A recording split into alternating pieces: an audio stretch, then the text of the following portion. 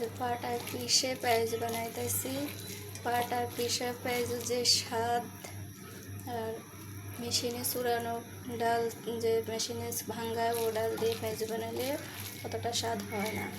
তো মানুষ খায়, কী করবো, না খায় তো আর কিছু করার নাই। দোকান থেকে কিনে খায়, না হলে মেশিন থেকে ভাঙ্গায় আনি বাটার সমস্যার কারণে। এই বাটারগুলো যেরকম সফট হয়, মেশিনেরগুলো এরকম সফট হয় না।